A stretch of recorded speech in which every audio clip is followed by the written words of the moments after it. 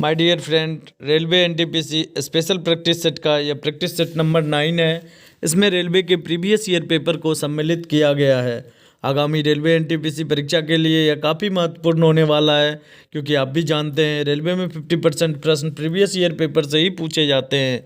आज तक रेलवे ने जितने भी ऑनलाइन सीबीटी एग्ज़ाम यानी कंप्यूटर बेस्ड टेस्ट लिए हैं, चाहे वह आरपीएफ का हो, एनटीपीसी का हो या फिर लोको पायलट का हो, मेरा लक्ष्य उन सभी प्रश्नों को संकलित कर आप तक पहुंचाना है। वैसे भी जीके जीएस के प्रश्न तो हर लेवल पर सेम ही होते हैं और वो रिपीट भी होते हैं। तो आपसे मेरा अनुरोध है कि अगर आप चैनल पर नए हैं या अभी तक आपने चैनल को सब्सक्राइब नहीं किया है तो कृपया चैनल को सब्सक्राइब कर ले, नोटिफिकेशन बेल को दबा लें। मेरे साथ वीडियो के लास्ट तक बने रहिए। मेरा वादा है जब तक एनटीपीसी का एग्ज़ाम नहीं हो जाता तब तक प्रतिदिन आपको एक प्रैक्टिस सेट मिलता रहेगा। आज का पहला प्रश्न है, जींस के निर्माण और विपणन का श्रेय किसे जाता है? Levi Strauss, Arthur Wellesley, Mary Phelps, Lyman Black. जो जींस आप पहनते हैं उसके निर्माण और विपणन यानी बाजारीकरण, मार्केटिंग का श्रेय किसे जाता है?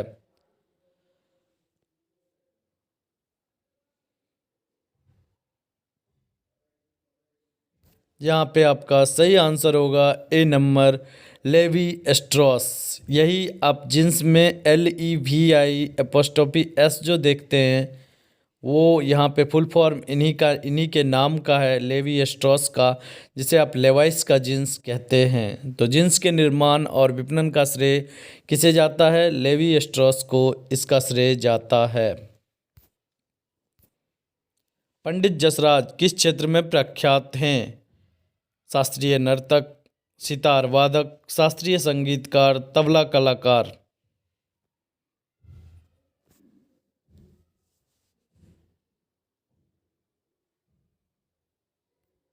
सही आंसर होगा सी नंबर, पंडित जसराज। ये एक शास्त्रीय संगीतकार हैं, पंडित जसराज। सी नंबर आपका सही आंसर होगा, शास्त्रीय संगीतकार। बॉलीवुड की भव्य बूढ़ी महिला यानी इंग्लिश में आप देखिए ग्रैंड ओल्ड लेडी, जैसे ग्रैंड ओल्ड मैन दादा भाई नौरोजी को कहा जाता है भारतीय स्वतंत्रता संग्राम में, उसी तरह बॉलीवुड में ग्रैंड ओल्ड लेडी किसे माना जाता है? जोहरा सहगल, नरगिस दत्त, सुरैया या मधुबाला।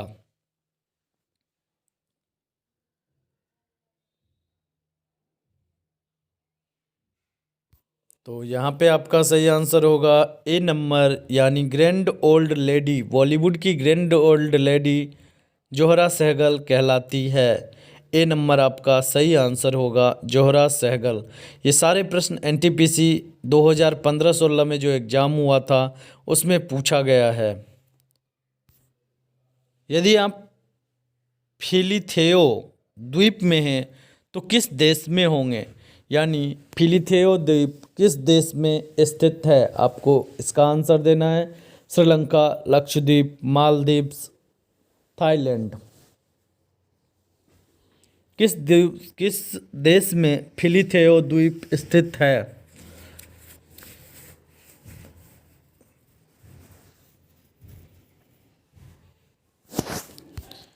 सही आंसर होगा सी नंबर, यानी मालदीव्स, जो हमारे पड़ोसी देश हैं, यहीं पर फिलिथेओ द्वीप स्थित है। फाउंटेन पेन का आविष्कारक किसने किया था? बर्ड्स आइस ने, लुईस सी वाटरमैन ने, डॉक्टर ली डी फॉरेस्ट ने, ऑक्सबर्ग ने। आपको बताना है फाउंटेन पेन का आविष्कार किसने किया था? बर्ड्स आइज ने, वाटरमैन ने, फॉरेस्ट ने या फिर ऑक्सबर्ग ने।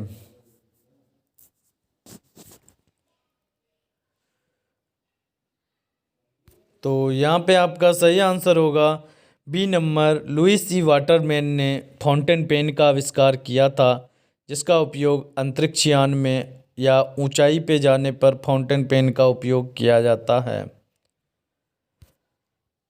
रासायनिक तत्वों विशेष रूप से नाइट्रोजन फॉस्फोरस मिश्रित यौगिकों तत्वों से पारिस्थितिक तंत्र इकोसिस्टम की संपन्नता को डैश कहते हैं। यानी जो भी रासायनिक तत्व हैं जैसे नाइट्रोजन फॉस्फोरस इन सब से जुड़े हुए पारिस्थितिक तंत्र की संपन्नता को क्या कहा जाता है? यूट्रोफिकेशन, सेडिमेंटेशन, हाइड्रोजनीकरण या फिर ऑक्सीकरण।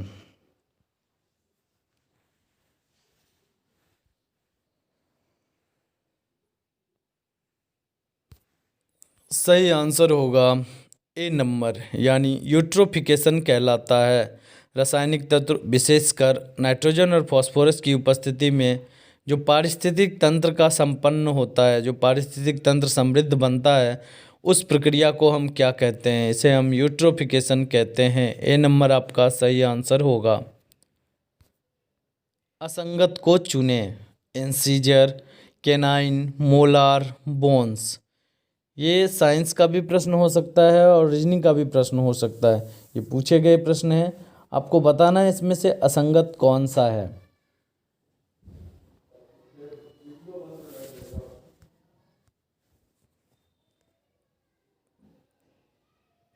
तो सही आंसर होगा डी नंबर, यानी इंसीजर, केनाइन, मोलार। ये सारे दांत के प्रकार हैं। इंसीजर जो आपके आगे वाले दांत होते हैं, चार ऊपर और चार दो ऊपर और दो नीचे, चार दांत ये जो होते हैं, इसे हम इंसीजर कहते हैं। फिर साइड में जो चीरने फाड़ने के लिए काम आता है, नुकीला जो दांत होता है, उसे हम कैनाइन कहते हैं। उसके पीछे प्री मोलार होता है और सबसे लास्ट में जो होता है वह मोलार दांत होता है। ये चारों दांत के प्रकार हैं, जबकि बोन्स हड्डी या असंगत है, यानी आपका आंसर होगा डी नंबर। विश्व में जीसस क्राइस्ट की सबसे बड़ी मूर्ति कहाँ है? Brazil, Mexico, Italy, Peru. Jesus Christ की सबसे बड़ी मूर्ति कहाँ पर है?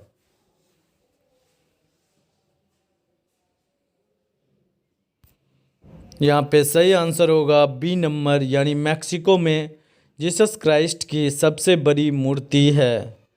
जीसस क्राइस्ट की सबसे बड़ी मूर्ति मैक्सिको में है। 10 पिन बॉलिंग खेल में अधिकतम कितना स्कोर प्राप्त किया जा सकता है? ये बड़ा ही इंटरेस्टिंग गेम होता है। मैं आपको इसका पिक्स आगे दिखाता हूँ। आप यहाँ पे आंसर दीजिए कि मैक्सिमम स्कोर आप कितना प्राप्त कर सकते हैं, और आपको आंसर ही दिख रहा है सी नंबर, यानी 300 आप अधिकतम स्कोर प्राप्त कर सकते हैं 10 पिन बॉलिंग गेम में। यहाँ जो आप एक पिक्स देख रहे हैं जिसमें एक बॉल है, एक लेन जैसा बना हुआ है, और लास्ट में आपको ये बॉक्स बोतल के आकार का कुछ रखा हुआ है, और ये बॉल जो है वो जाके उस बोतल को हिट करेगा, जिसे हम 10 पिन बॉलिंग गेम कहते हैं। इसे ही हम 10 पिन बॉलिंग गेम कहते हैं। तो आपसे यहाँ पर पूछा गया था कि 10 पिन बॉलिंग गेम में मैक्सिमम स्कोर कितना किया जाता है। आपने गेम को तो समझ ही लिया होगा। ये आपको मॉल वगैरह में ये गेम आपको मिल जाएंगे खेलने के लिए। और ये बॉल जो होता है वो क्रिस्टल का बॉल होता है, जिसको यहाँ से छोड़ा जाता है और वो जाके टकराता है आपस में, और कितने वो बोतल के आकार का जो होता है वो कितना गिरता है, इसके आधार पर स्कोर निर्धारित किया जाता है। तो यहाँ पे आपका सही आंसर हो जाएगा सी नंबर, यानी 300 स्कोर आप ज़्यादा से ज़्यादा प्राप्त कर सकते हैं। किस ग्रह को प्रातः या संध्या का तारा कहा जाता है? या सीधे शब्दों में कहें, किस ग्रह को भोर का तारा कहा जाता है? Mercury, Venus, Mars, Saturn. आपको पता ही होगा, मरकरी बुध, वीनस शुक्र, मार्स मंगल, सैटर्न शनि। तो किस ग्रह को प्रातः या संध्या का तारा कहा जाता है?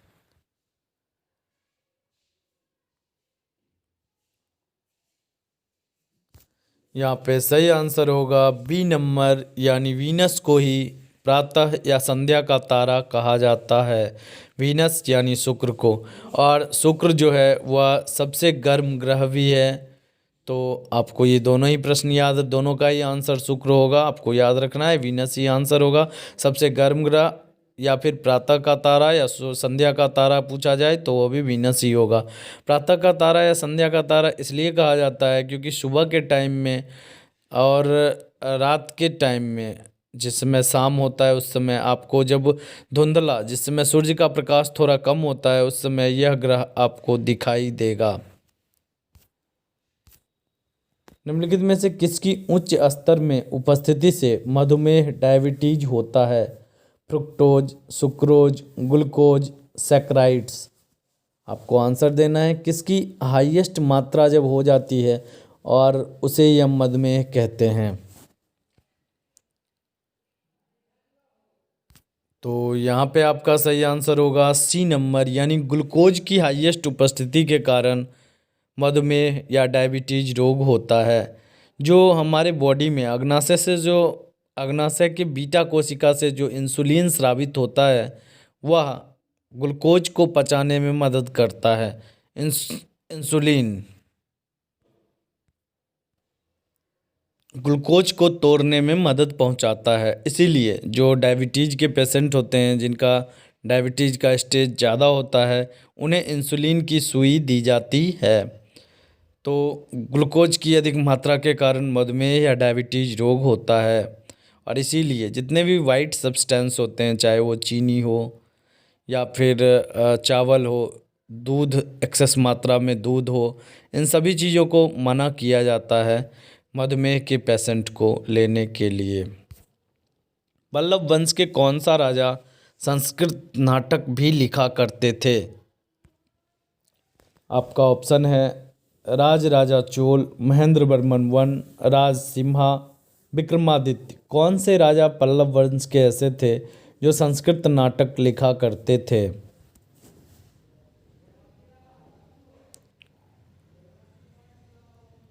पल्लव वंश पे आपको वीडियो भी प्लेलिस्ट में मिल जाएगा, हिस्ट्री के प्लेलिस्ट में। आप वहाँ जाकर इसे अच्छे से समझ सकते हैं। वहाँ मैंने डिटेल में हर एक वंश को कवर किया है। तो आपका सही आंसर होगा बी नंबर, यानी महेंद्र वर्मन वन जो थे वह पल्लव वंश के ऐसे राजा थे जिन्होंने संस्कृत नाटक भी लिखा है। फ्रंटियर गांधी के नाम से किसे बुलाया जाता था? महात्मा गांधी, खान अब्दुल गफ्फार खान, सी राजगोपालाचारी, लाला लाजपत राय।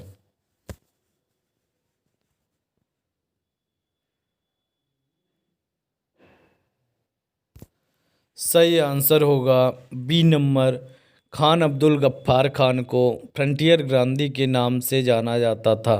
इनका जन्म पाकिस्तान के पेशावर के पास ही हुआ था, परंतु यह पूरी तरह से हिंदुत्व को मानने वाले थे और गांधी जी के बहुत ही बड़े अनुयायी थे।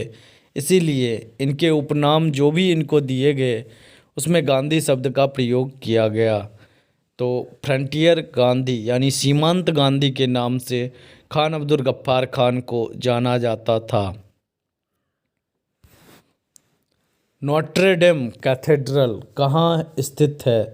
California, Leeds, Belgium, Paris. यह एक चर्च है नोट्रे डेम कैथेड्रल। हाल ही में इसमें आग लग गया था। तो आपको बताना है कि यह कहाँ पर स्थित है। California, Leeds, Belgium, Paris.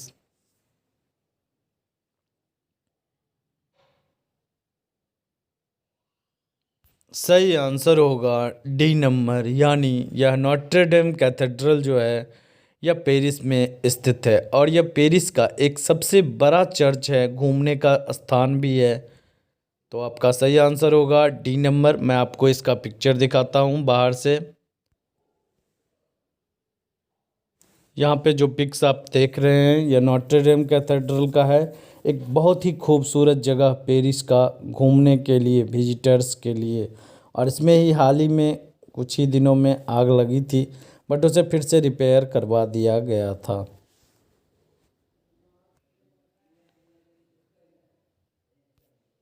मकड़ियों में कितनी जोड़े आँखें होती है? एक जोड़ा, दो जोड़ा, चार जोड़ा, आठ जोड़ा। मकड़ियों में कितनी जोड़ी आंखें होती है? तो यहाँ पे आपका सही आंसर होगा सी नंबर, यानी 4 जोड़ी आंखें मकड़ियों में होती है। सी नंबर आपका सही आंसर होगा। कैच मेमोरी क्या होती है? यह कंप्यूटर से संबंधित है। आपको आंसर देना है RAM रैम, ROM रोम, EROM या EPROM, ईपीरोम या ईरोम। इनमें से कौन सी मेमोरी को कैच मेमोरी कहा जाता है?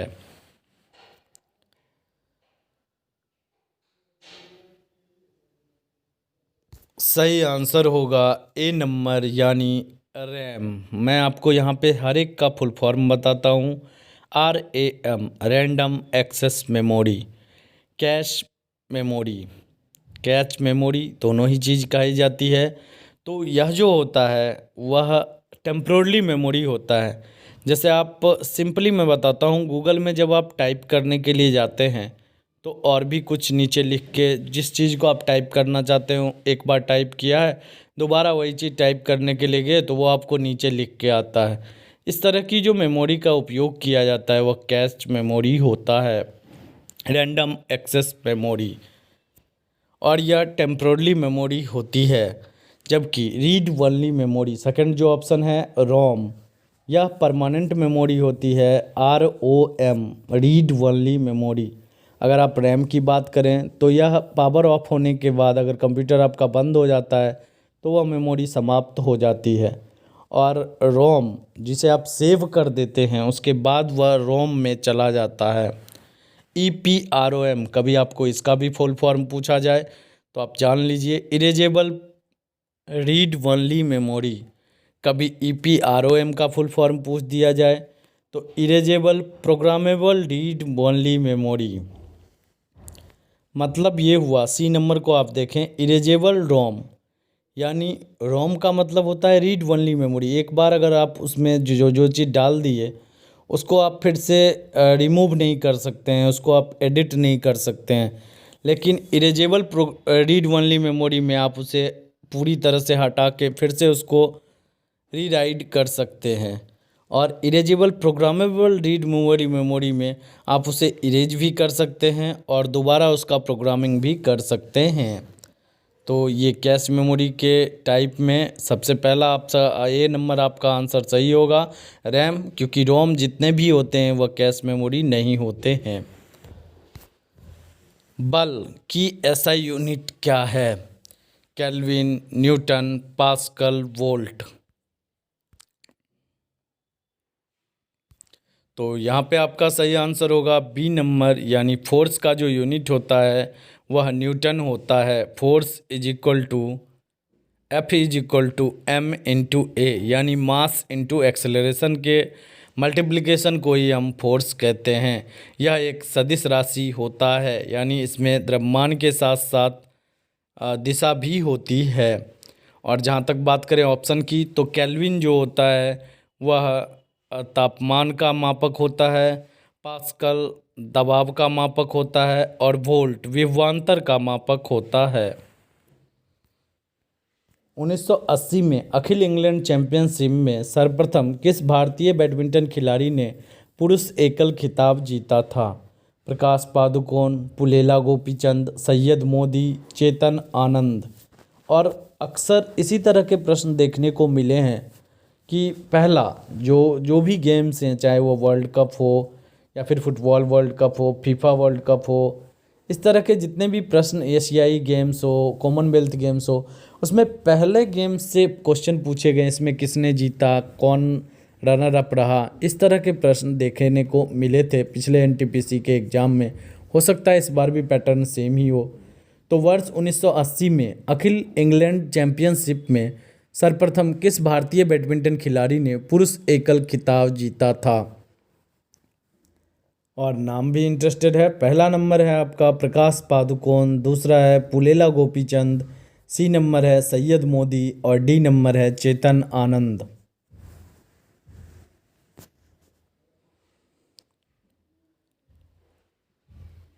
तो यहाँ पे आपका सही आंसर हो जाएगा ए नंबर, यानी प्रकाश पादुकोण या दीपिका पादुकोण के पिता हैं और इन्होंने ही 1980 में जीता था पुरुष एकल खिताब ऑल इंडिया इंग्लैंड चैंपियनशिप में।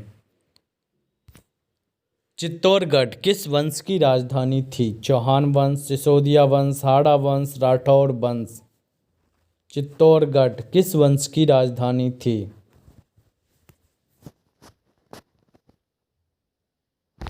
सही आंसर होगा बी नंबर, यानी सिसोदिया वंश की राजधानी चित्तौड़गढ़ थी। कंप्यूटर नेटवर्क के संबंध में टीसीपी का विस्तार क्या होता है? Transmission control protocol, transfer call plan, transfer control process, transmission call protocol. तो आपको बताना है कंप्यूटर नेटवर्किंग से संबंधित एक वर्ड है टीसीपी और इसका फुल फॉर्म क्या होगा।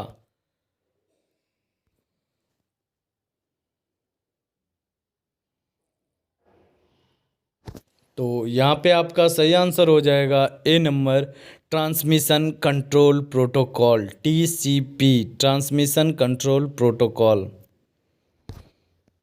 फ्री स्टाइल शब्द किस खेल से जुड़ा हुआ है? टेनिस, खो खो, कबड्डी, तैराकी। आप मुझे कमेंट करके बताइए गूगली शब्द किस खेल से जुड़ा हुआ है। बहुत सारे शब्द हैं, love, googly, free style, butterfly stroke, breast stroke. बहुत सारे शब्द हैं जो कॉमनली एग्जाम में पूछे जाते हैं या किस खेल से जुड़ा हुआ है। तो आप इस टॉपिक को ज़रा कवर करके जाइएगा। तो यहाँ पे आपका सही आंसर होगा डी नंबर, यानी तैराकी से जुड़ा हुआ है फ्री स्टाइल शब्द। अगर मैं अन्य शब्द तैराकी से जुड़े हुए शब्दों की बात करें तो मोस्ट कॉमनली आपसे पूछा जाता है ब्रेस्ट स्ट्रोक, यानी आप जब लेट कर सोते हैं, पेट के बल जब आप सोते हैं उस तरह से जब तैरा जाता है तो उसे हम ब्रेस्ट स्ट्रोक कहते हैं। बटरफ्लाई स्ट्रोक ये भी एक टाइप होता है। तो बटरफ्लाई स्ट्रोक में यह भी तैराकी का ही एक वर्ड होता है। तो तीन वर्ड आपने देखा, free style, butterfly stroke, breast stroke. ये तीनों चीज़ तैराकी से जुड़े हुए वर्ड हैं। तलवार जैसी चोंच वाले humming bird, short build humming bird के बारे में क्या विशेषता है? यह विश्व की सबसे छोटी चिड़िया है, इसकी चोंच इसके शरीर से लंबी होती है, यह केवल अंटार्कटिका में रहती है, यह उड़ नहीं सकती। आपको सही वर्ड बताना है, मतलब कौन सा सबसे सही ऑप्शन है।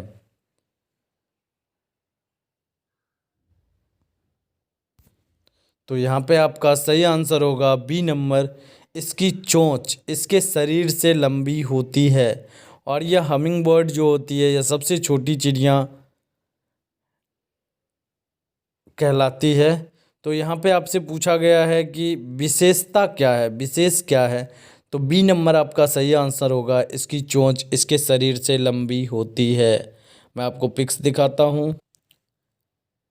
यहाँ पर आप एक पिक्स देख रहे होंगे जिसमें एक छोटी सी चिड़िया है और यह हमिंग बर्ड है। इसके जो चोंच हैं वह काफ़ी लंबे होते हैं। यहाँ तो थोड़ा जूम करके पिक्चर को मैं दिखा रहा हूँ इसीलिए, नहीं तो इसके जो चोंच होते हैं वह इसके शरीर से भी लंबे होते हैं और तलवार की तरह नुकीली धार वाले होते हैं।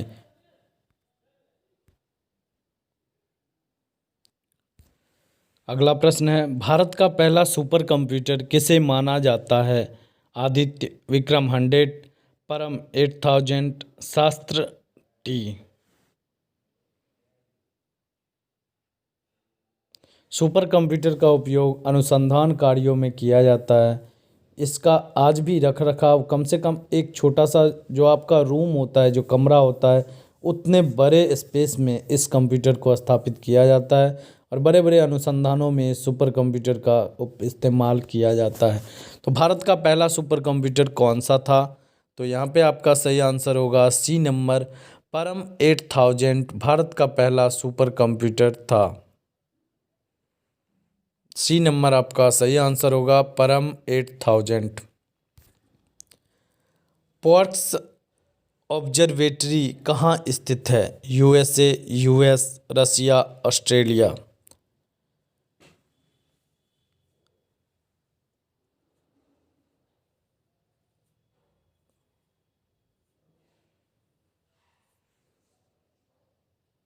तो यहाँ पे आपका सही आंसर होगा डी नंबर, यानी यह ऑस्ट्रेलिया में स्थित है पॉर्क्स ऑब्जर्वेटरी। और यह बहुत ही फेमस है। रेडियो सिग्नल को कन्वर्ट करने के लिए इसका इस्तेमाल किया गया था। और सबसे पहले इसका इस्तेमाल किया गया था, मतलब रेडियो सिग्नल जो भी आते थे उसको टीवी, एक तरह का यह टीवी एंटीना है जिसके द्वारा अपोलो, जो अंतरिक्ष यान गया था अपोलो, उसकी सचित्र चित्रण किया गया था इसी पॉक्स ऑब्जर्वेटरी के द्वारा। और बहुत पुराना चीज़ है। और यह कहाँ पे स्थित है? डी नंबर, यानी ऑस्ट्रेलिया में स्थित है। यह जगह का ही नाम है पार्क्स, तो उसी जगह के नाम पर इसका नाम रखा गया था। न्यूक्लियस में डैश परमाणु क्रमांक और एटॉमिक नंबर को दर्शाता है? Proton, neutron, electron, hydrons. मैं आपको बता दूं, परमाणु का जो आकार होता है उसमें जो बाह्यतम कक्षा में मूव कर रहे पार्टिकल होते हैं उसे हम इलेक्ट्रॉन कहते हैं। और उनके न्यूक्लियस या नाभिक में प्रोटॉन और न्यूट्रॉन रहते हैं। तो आपका सही आंसर होगा ए नंबर, यानी प्रोटॉन की ही संख्या परमाणु संख्या कहलाती है। और परमाणु संख्या का डेफिनेशन भी यही होता है, या तो प्रोटॉन की संख्या या इलेक्ट्रॉन की संख्या उसका एटॉमिक नंबर कहलाता है। अगर हम मास नंबर की बात करें तो परमाणु का जो भार होता है वह न्यूक्लियस में ही माना जाता है। और न्यूक्लियस में दो कण रहते हैं, जैसा कि मैंने पहले बताया, प्रोटॉन और न्यूट्रॉन। तो प्रोटॉन और न्यूट्रॉन के कंबाइंड भार को हम मास नंबर कहते हैं। जिस सामग्री से रोशनी पारित हो सके को क्या कहा जाता है? Translucent, opaque, transparent, vitreous.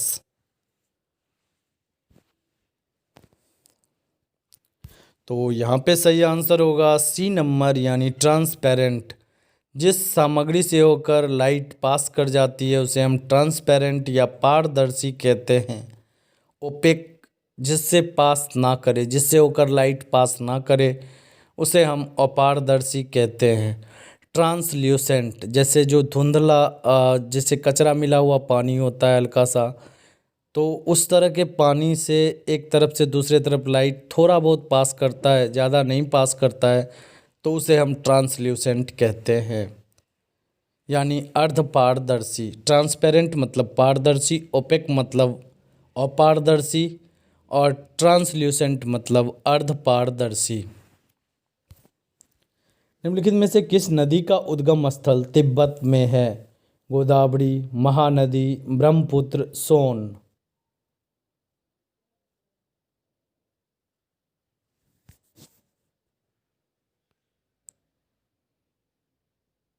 तो सही आंसर होगा सी नंबर, ब्रह्मपुत्र नदी का उद्गम स्थान तिब्बत में है। ब्रह्मपुत्र नदी मानसरोवर झील के पास से निकलती है, कैलाश मानसरोवर झील के पास से निकलती है, और वह तिब्बत में स्थित है। इसीलिए ब्रह्मपुत्र ही ऐसी नदी है जिसका तिब्बत में है। सोन और नर्मदा ये दोनों अमरकंटक से निकलती है। आप मुझे कमेंट करके बताइए कि महानदी किस स्थान से होकर निकलती है? निम्नलिखित में से कौन सा इस समूह से संबंधित नहीं है? पांडा ग्लोबल, रैबिट, एवास्ट, कैस्पर्सकी। कौन सा इस समूह से संबंधित नहीं है?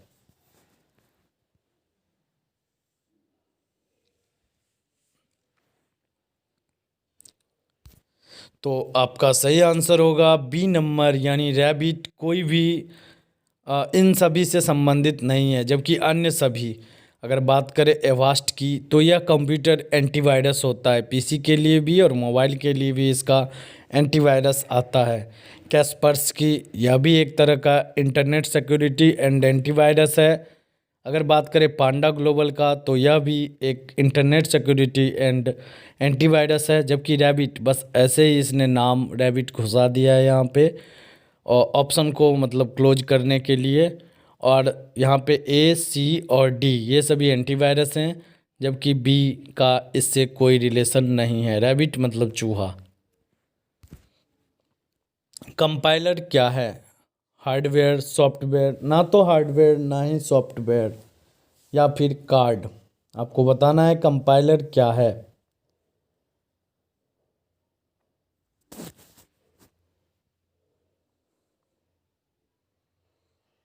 तो सही आंसर होगा बी नंबर, यानी कंपाइलर एक तरह का सॉफ्टवेयर होता है जो जब आप प्रोग्राम बनाते हैं तो उसे चलाने के लिए हम कंपाइलर का उपयोग करते हैं। तो यह कंपाइलर एक तरह का सॉफ्टवेयर होता है। नासा का मुख्यालय कहाँ स्थित है? New York, Washington, Boston, Texas? आपको सही आंसर देना है, नासा का मुख्यालय कहाँ स्थित है।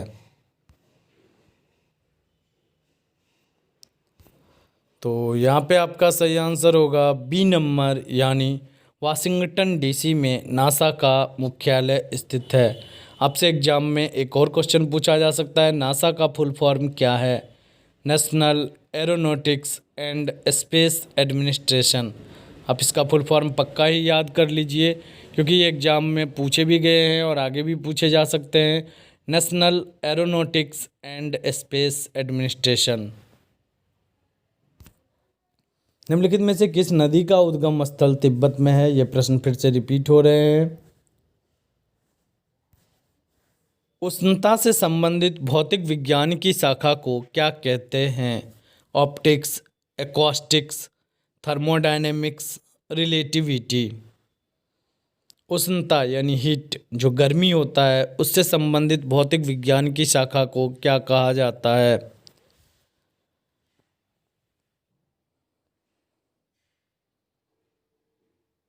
तो सही आंसर होगा सी नंबर, यानी थर्मोडायनेमिक्स कहा जाता है। अगर अन्य ऑप्शन की बात करें, ऑप्टिक्स, यह प्रकाश से संबंधित जो भी जानकारियाँ होती है, जैसे आप लेंस को पढ़ते हैं और आप मानव नेत्र को पढ़ते हैं, ये सभी ऑप्टिक्स के अंतर्गत आता है। एकॉस्टिक्स, यह ध्वनि से संबंधित जितने भी चैप्टर्स होते हैं उसको कवर करता है। थर्मोडायनेमिक्स, यह गर्मी या हीट से संबंधित जितने भी चैप्टर होते हैं उनको कवर करता है। रिलेटिविटी, सादृश्यता, इसे हिंदी में आप कह सकते हैं, इससे संबंधित जो भी होता है उसे हम कहते हैं। तो भारत में कौन सा दिन संविधान दिवस के रूप में मनाया जाता है? 26 नवंबर, 15 अगस्त, 14 अप्रैल, 6 दिसंबर?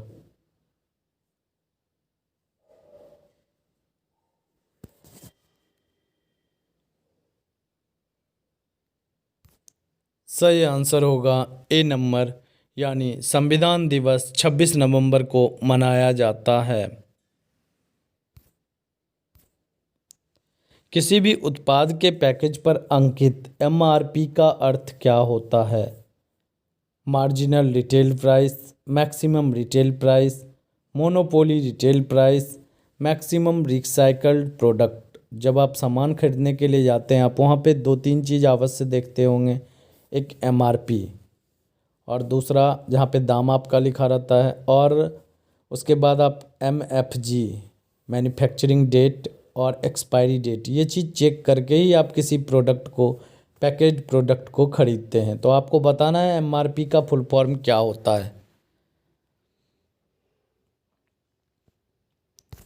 तो यहाँ पे आपका सही आंसर होना चाहिए, एमआरपी जो होता है वह मैक्सिमम रिटेल प्राइस होता है, यानी बी नंबर आपका सही आंसर होगा। और मैं आपको बता दूं कि दुकानदार के लिए यह मैक्सिमम रिटेल प्राइस होता है, उससे ऊपर के दाम पर वह नहीं बेच सकता है, उससे नीचे के दाम पर वह अपना मार्जिन हटा के बेचा जा सकता है। बट दुकानदार सीधे आपको दिखाता है कि ये दाम लिखा हुआ है, यही आपको दाम लगेगा। सोचिए कितना मार्जिन वो कमाता है, जबकि यह मैक्सिमम है। इससे ऊपर अगर अगर 50 रुपया किसी चीज़ पर दाम लिखा हुआ है और वह 51 रुपया आपसे मांगता है, तो आप कंज्यूमर फोरम में उसके खिलाफ़ केस कर सकते हैं। तो यह होता है मैक्सिमम रिटेल प्राइस। निम्नलिखित में से कौन से मुख्यमंत्री सर्वाधिक लंबे कार्यकाल तक मुख्यमंत्री पद पर बने रहे? यहाँ पे आपको ज्योति बसु, पवन कुमार चामलिंग, एमजी रामचंद्रन, के नायनार। तो पहला आंसर है, तो यहाँ पे आपको आंसर ए नंबर दिखा रहा है। ज्योति बसु जो कि पश्चिम बंगाल के मुख्यमंत्री रहे थे 23 साल तक, लेकिन उनका भी जो रिकॉर्ड था वो पवन कुमार चामलिंग ने रिकॉर्ड तोड़ दिया है और ये 25 साल तक लगातार मुख्यमंत्री बनने वाले पहले मुख्यमंत्री बने हैं पवन कुमार चामलिंग। ये पहला क्वेश्चन आंसर है, इसीलिए ए नंबर क्लिक किया हुआ है। अभी इसका सही आंसर होगा बी नंबर। जैसा कि मैंने बताया ज्योति बसु 23 साल तक मैक्सिमम रहे थे, इनके रिकॉर्ड को 25 साल तक रहकर पवन कुमार चामलिंग ने तोड़ दिया। निम्नलिखित में से किस विकल्प का अर्थ प्राकृतिक या कृत्रिम रूप से जंगलों की पुनर्स्थापना है? Deforestation, afforestation, reforestation, हीफॉरेस्टेशन।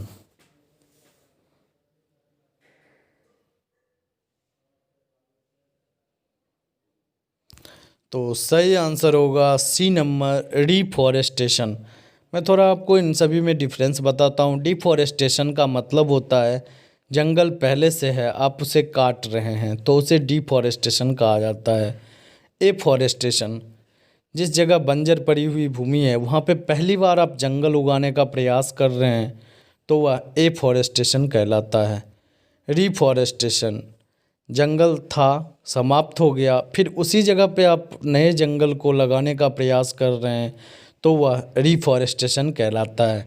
जैसा आपको लिखा भी गया है, प्राकृतिक या कृत्रिम रूप से जंगलों की पुनर्स्थापना, इसीलिए सी नंबर आपका सही आंसर होगा। निम्नलिखित में से कौन सा इनपुट डिवाइस है? Monitor, printer, floppy disk, joystick.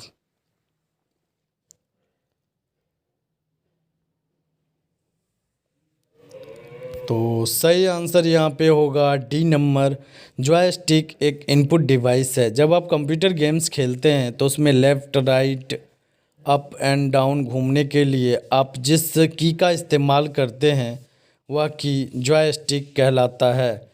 जबकि अन्य जो भी है, मॉनिटर यह एक आउटपुट डिवाइस है, प्रिंटर आउटपुट डिवाइस है और फ्लॉपी डिस्क यह एक स्टोरेज डिवाइस है। यानी आपका सही आंसर यहाँ पर होगा डी नंबर, आपका सही आंसर होगा। जॉयस्टिक आपका सही आंसर होगा। तो मिलते हैं प्रैक्टिस सेट 10 के साथ। आज भर के लिए इतना ही। अगर आप चैनल पे नए हैं या अभी तक आपने चैनल को सब्सक्राइब नहीं किया है तो कृपया चैनल को सब्सक्राइब कर लें, नोटिफिकेशन बेल को दबा लें और दोस्तों के बीच में ज़्यादा से ज़्यादा वीडियो को शेयर करें।